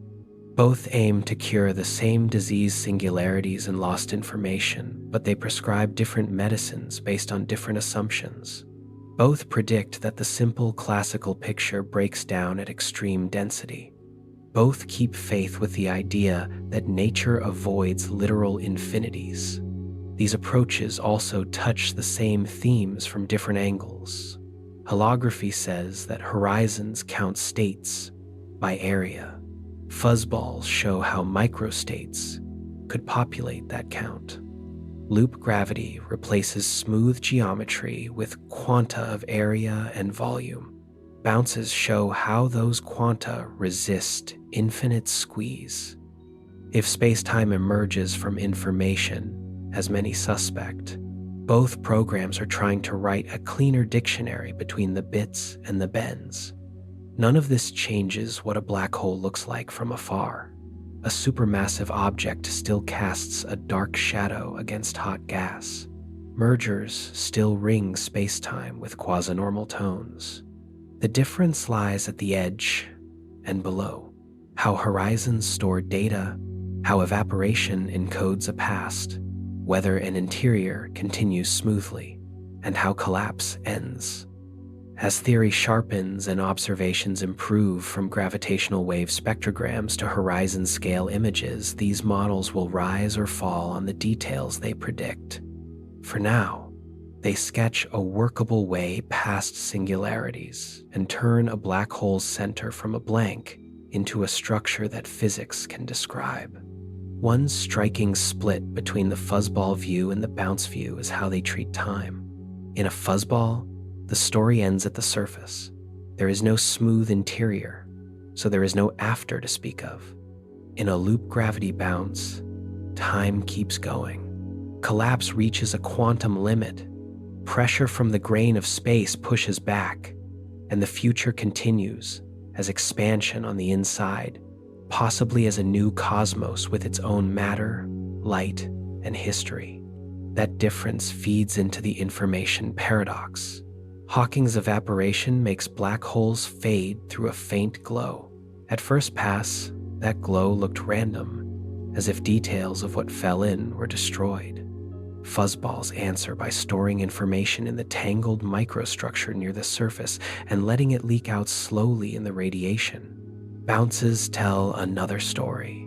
The information is preserved, but it passes through to the newborn interior and is lost to us behind a permanent quantum curtain. Either way, the aim is the same: save quantum rules without breaking gravity. If our universe began as the inside of such a bounce, we might hope for traces. The cosmic microwave background, the afterglow of the early universe, could hold tiny circles or alignments that hint at a prehistory. None are confirmed, but the sky is mapped with growing care. The bounce picture also revises the endgame of evaporation. Instead of fading into nothing after eons, a hole that reaches the quantum regime could transform quickly. To an outside observer, the object might blink out with a short burst, the last handshake between two regions of space-time, or the moment an interior truly takes off on its own. Some versions even allow faint mathematical links between the inside and the outside, not as open doors, but as subtle ties in the equations. If such ties exist, they would not carry messages in any ordinary sense, yet they suggest that cut off may not mean unrelated. Ideas like these drive new models and new tests, even as they stay just beyond present experiments. Time near and inside a horizon raises deeper questions. Relativity already shows that strong gravity bends time. For a falling observer, outside clocks can seem to race. In minutes of personal time, the wider universe could age by millions or billions of years. In the block universe picture, the full history of space-time exists at once, like a book whose pages are all present even if we read them in order. Inside a classical black hole, geometry forces every path toward an unavoidable future point, what looks like fate written into the shape of space-time. That picture pulls on ideas about choice and free will. Quantum mechanics complicates it, because quantum systems do not follow single tracks. A full quantum theory of gravity may yet soften the supposed endpoint, reroute paths, or replace the singular moment entirely. White holes, the time-reverse cousins of black holes, add another twist. If certain collapses connect to white hole like outflows, an ending from our view could be a beginning from another. In that loop, collapse becomes expansion, and a dead end becomes a passage. Linked this way, black holes and white holes would mark a cycle of in and out, a rhythm of compression and release that knits regions or universes together. The larger thought is unsettling but simple to frame. Perhaps we already live inside such an interior. We do not notice a wall because the horizon, if it exists, is far beyond what we can ever reach. Imagine standing inside a vast balloon. From within, space looks open and flat, even though you are enclosed by a distant skin. Our universe could be like that, an interior where space itself expands, not into something else, but within itself. Galaxies drift apart as the fabric stretches. The cosmic horizon is not a surface we can fly to. It is a bound on what can ever send us a signal. In that sense, it acts like a quiet, unreachable edge. What makes the idea feel more natural is how a supermassive black hole behaves near its horizon. The larger the hole, the gentler the local tides at the edge. A traveler can cross without feeling a sharp line. If a whole universe were the inside of an enormous collapse, its curvature could be so mild on local scales that everyday space seems ordinary. Mathematically, certain interiors do look like entire expanding universes with familiar physics. That resemblance helps explain why the sky is uniform in every direction, and why there is no observable trace of before the Big Bang. If the Big Bang was the onset of expansion inside a bubble, then outside is not part of our world line at all. Baby universes push the idea further. A growing interior can stretch so fast that it pinches off from its parent, sealing the throat behind it. Once detached, it follows its own time and writes its own laws within the range that physics allows. If inflation inside is strong enough, the new region becomes causally separate. If not, it collapses before it matures. We could be such a child world, already cut loose long ago, with no handle left to grip the place we came from. The same logic invites a provocative question. Are new universes budding now inside black holes in the galaxies we observe? If so, each horizon hides its own sky, with its own clocks and chemistry, and perhaps its own questions. From our side, we would never see them. From their side, they would never see us.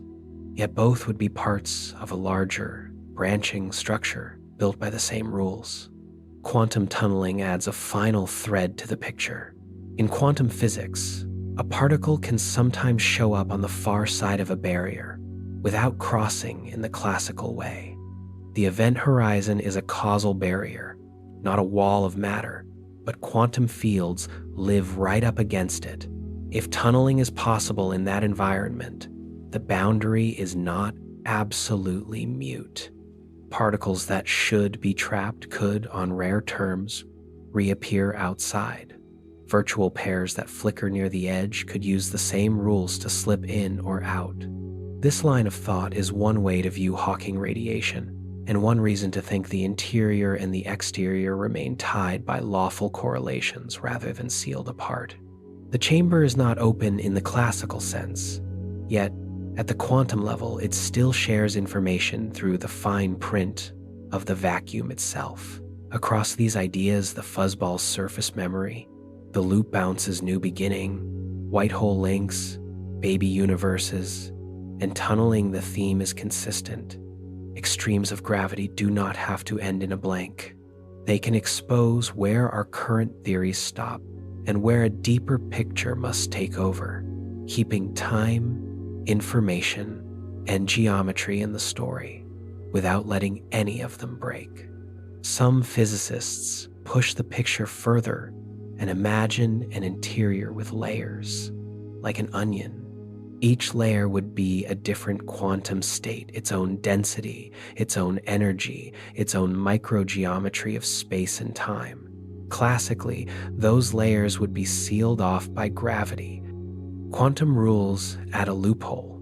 Because particles behave like waves, they can sometimes slip through barriers in a process called tunneling.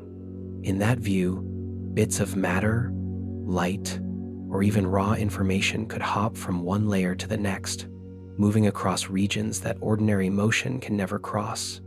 The result is not a single room behind the horizon, but a maze of quantum zones, some long-lived, some flickering, all hidden from outside sight. To see why that is even thinkable, recall what a barrier means in quantum mechanics. In daily life, a barrier is a wall. In quantum theory, a barrier is any place where the energy rules say not allowed. Waves are not so easily stopped. They seep a little way into forbidden regions. And if conditions are just right, thin barrier, tuned energy, the wave appears on the other side. Inside a black hole, space-time itself is twisted, so paths that would be open in flat space can be closed. Tunneling offers sideways routes through that twisted geometry. A particle could vanish from one pocket and reappear in another, opening hidden connections within the interior. This leads to the idea of hidden interiors. A straightforward fall would still carry you inward, but quantum routes might fork that journey in ways the classical picture never shows. Near the places a classical singularity would sit, the interior could branch into pockets that hold energy, record information, or seed entirely new regions. They would not be visible from outside, yet they would belong to the black hole's internal architecture. String theory and loop quantum gravity give language for such structures. Space-time becomes foamy and restless at tiny scales, full of fluctuations. In such a medium, tunneling stops being rare. It becomes part of the way geometry itself evolves. Then comes the information question. If particles move between layers by tunneling, where do their details go? The old paradox said a black hole destroys information. Here, the answer is gentler. The information can survive, encoded in the pattern of layers and the paths between them. It may never reach the wider universe in a readable way, but it need not be erased. The inside becomes a quantum labyrinth, not a simple chute to nowhere. Push the thought one step farther, and tunneling could also explain births, not just internal motion. Classical collapse points to a singularity. Quantum rules allow a different endgame. The collapsing core could tunnel into a fresh region of space-time and begin to expand. That new region could inflate into a baby universe, causally separate from us, but born from the collapse. Our own cosmos could have started that way, and every black hole could be a possible gate to another, starting a branching family tree of universes. The role of observation complicates the picture again. In quantum theory, the act of measuring does not just reveal, it selects among possibilities. Until then, a system is described by a spread of options, a superposition. Apply that logic to a black hole interior, and you get a bold claim. Before anything is observed inside, the interior might exist as a cloud of options, geometries flat or curved, regions connected or split. A conscious traveler is not magic. Observation here simply means interactions that fix outcomes. But those interactions can pin down which interior is realized along that traveler's path. This is where complementarity and relational thinking enter. Complementarity says that different observers can hold descriptions that cannot be combined into one global story and still be right for their own experiences. Relational quantum mechanics says properties have meaning only in relation to an observer or a system acting as one. Together, they suggest there may be no single interior to draw as a universal map. Two black holes that look identical from far away could present different internal narratives to different infallers at different times. Even the same hole could yield distinct, consistent experiences to different observers, each carving a personal slice of space-time through the web of quantum relations. Some ideas go further and tie space-time itself to entanglement, the deep quantum link that correlates systems across distance. If geometry emerges from patterns of entanglement, then observing does more than find what is there. It helps assemble the stage on which events occur. Under the most extreme conditions near horizons, in high curvature, the dependence on those patterns should be strongest. That would explain why there is no finished atlas of a black hole interior. The place is not a fixed container waiting to be charted. It is a process, a network of relations that hardens into a particular history when specific interactions happen. Time follows suit. From outside, a horizon looks almost frozen. From inside, time can still flow, but not with one global clock. The order in which events settle may depend on the interactions that define them. That does not mean anything goes. It means the cosmos keeps time with local rules set by geometry and measurement together. The result is a lawful yet flexible script, where the sequence an observer records is stitched from the relations they enter into. If our entire universe sits inside a black hole's interior, a new layer of questions appears. What lies beyond our cosmic horizon? And what sort of outside framed our beginning?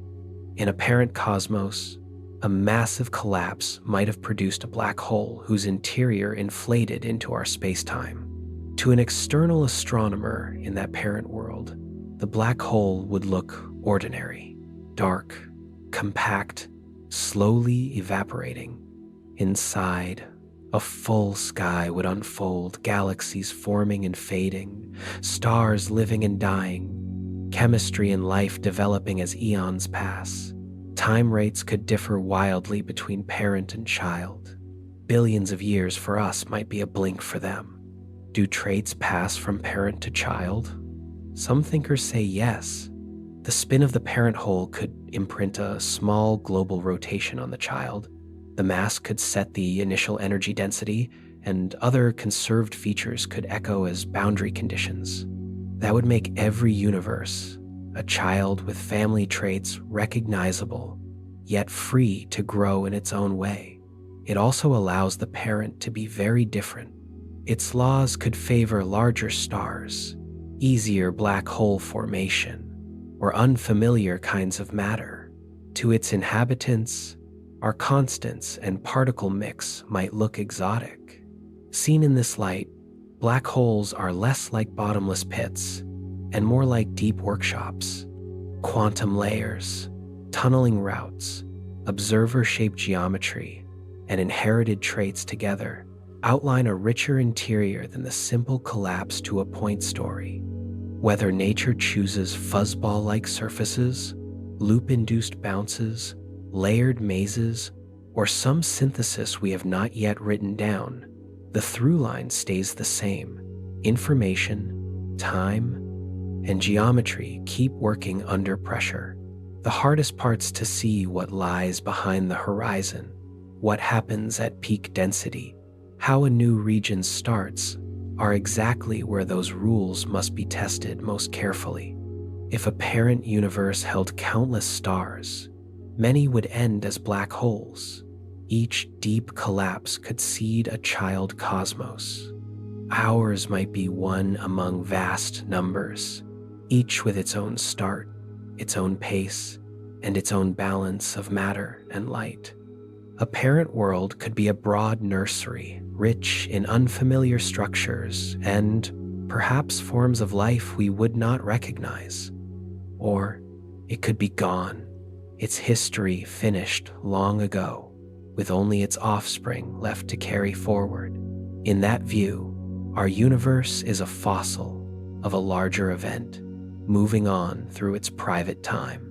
Because our universe also makes black holes, we may already be parents.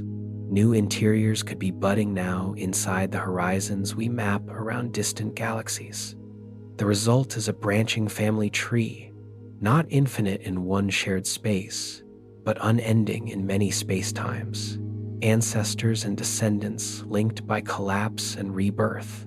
If this picture holds, the outside of our universe is not empty space. It is another universe with its own galaxies and rules. That universe may itself sit inside another, and so on. Whether this nesting ends in a largest outside or rises without top or bottom remains open. Our tools are forged inside this world. We cannot step out to check. What we can do is follow mathematics, build models, and watch the sky for traces that a simple, single universe story cannot explain. Dark energy is one such hint. The expansion of space appears to speed up, as if a gentle pressure pushes on the cosmos. Some speculate it could reflect effects from a boundary we cannot see, a pressure that belongs to a wider structure. This is only an idea, but it keeps the door open to influences beyond our horizon. The oldest light we can measure, the cosmic microwave background, offers other clues. Most of it fits a smooth, near-flat universe, yet there are marks that resist washing out. The best known is the cold spot, a patch of sky cooler than its surroundings by an amount that stands out when you map the whole field. At first, many blamed instruments or dust. After years of checks, the feature remains. Another surprise is a set of alignments in the largest fluctuations, a tendency to point along a particular sky direction when pure randomness would scatter them. Geometry could explain patterns like these. In flat space, light travels straight and never returns. In curved space, paths bend. In some closed shapes, think of a three-dimensional sphere, or a donut-like torus light can loop and meet itself. That can imprint, repeats, or suppress certain large-scale variations. A space with negative curvature, like a saddle, tends to boost wide-angle differences. A space with positive curvature can mute them. Some of the actual anomalies look like muted, large-scale power, which would be natural in a slightly closed universe. The cold spot might also have a local cause. Photons that cross a giant underdense region, a supervoid, can lose a little energy and arrive cooler. Surveys do find voids along that line of sight, but whether they are large and deep enough is debated. If not, curvature or early time effects may be at work. Either way, the patch keeps its place on the short list of cosmic puzzles. The alignment problem has earned a theatrical nickname, the axis of evil. It refers to a preferred direction in the largest CMB modes, confirmed by several missions. It could be a statistical fluke, or it could hint at a small global twist. If our universe was born from a spinning collapse, A bit of that angular momentum might survive as a subtle imprint of fossil axis buried in the background. Polarization patterns add another layer. Polarization tells us how the early plasma in the universe moved and how space-time was shaped while light decoupled. Maps of this polarization show delicate swirls and alignments that do not perfectly match the simplest inflationary models.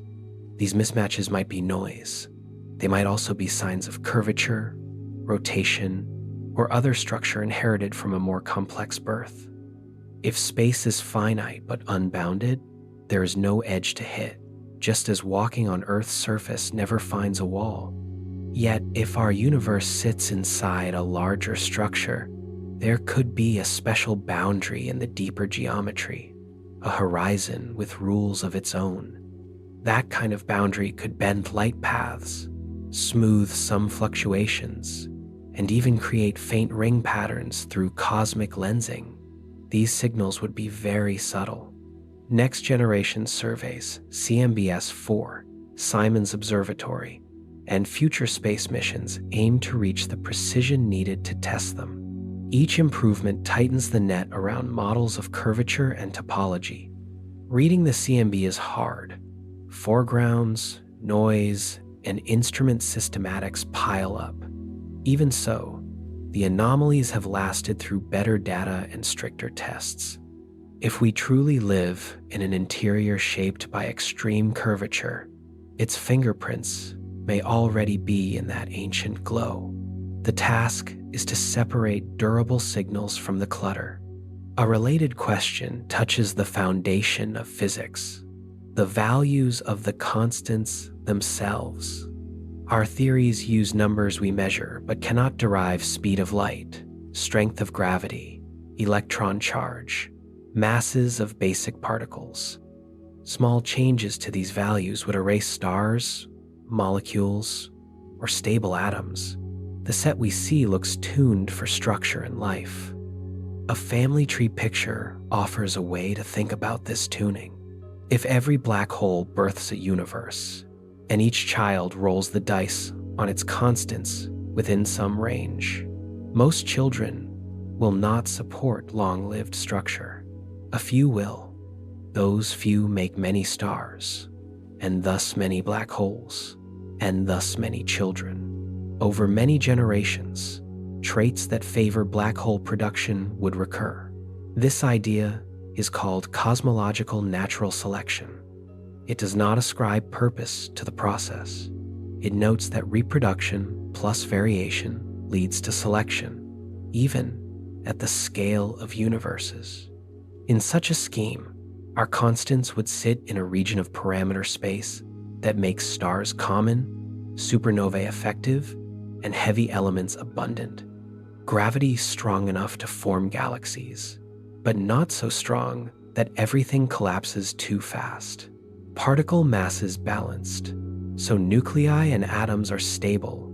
The result is not perfect fine-tuning by design. It is survivorship across many trials. None of this replaces the need for tests. The family tree view must meet the sky with predictions, small global curvature, specific patterns in the CMB, temperature, and polarization, limits on how much rotation the whole universe can carry, correlations between black hole demographics and the large-scale structure we map today.